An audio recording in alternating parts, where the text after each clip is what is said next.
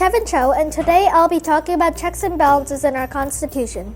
In the United States of America, our system of checks and balances is important because it makes sure no branch of the government has too much power. Some examples of checks and balances are, if Congress gives a bill to the president can veto or disapprove of the law. But Congress can override the veto with a 2/3 of the House vote, which is a very challenging task. And even if the bill is approved by both Congress and the President, the Supreme Court can declare it unconstitutional, like what has recently happened to Donald J. Trump. However, the Supreme Court justices are appointed by the President and approved with a vote in Congress. The man who first came up with the idea of separation of powers, the basis behind the three branches of the government, was named Montesquieu. Before the idea was born, the only system of government available was monarchy, a system in which kings and queens ruled the land. The bad thing about monarchies was that the rulers were sometimes corrupt. Yes, there were great people like Queen Elizabeth I and William the Conqueror, but there were also people like Bloody Mary, the queen before Queen Elizabeth, and also her sister. Separation of powers and checks and balances solve this because whenever there is corruption, another branch has a chance to stomp it out. The difference between a monarchy and a separation of powers is that the separation of powers has checks and balances so that no branch gets too powerful. But in a monarchy, the king or queen can do whatever they want, even if it violates the laws of that country. If the king or queen started doing whatever they wanted, the country would just fall into a period of absolute chaos. Nobody wants that to happen. That's why separation of powers is the better system of government. These days, checks and balances are found in many of our world's greatest democracies, like the United States of America.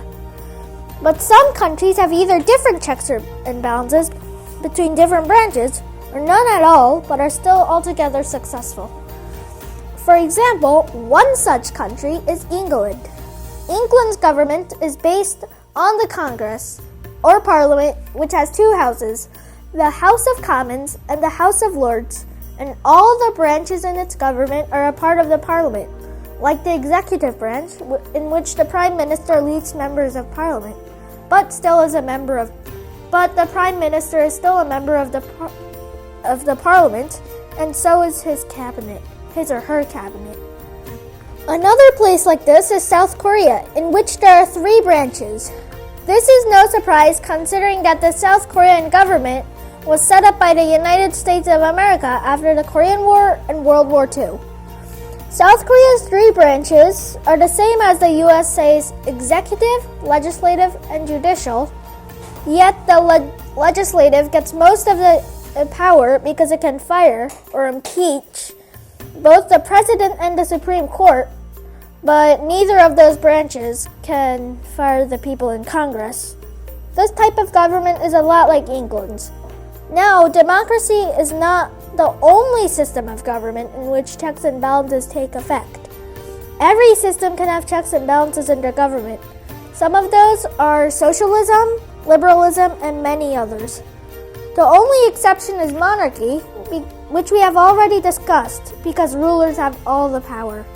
Checks and balances and separation of powers are good for countries' governments. They balance the amount of power that one country has among many people, rather than having a few people having absolute power like in a monarchy. Even though checks and balances are used in many different countries in many different ways, the general principle remains: balancing power. If one person has too much power, he or she might get corrupt and the entire country could fall into complete chaos.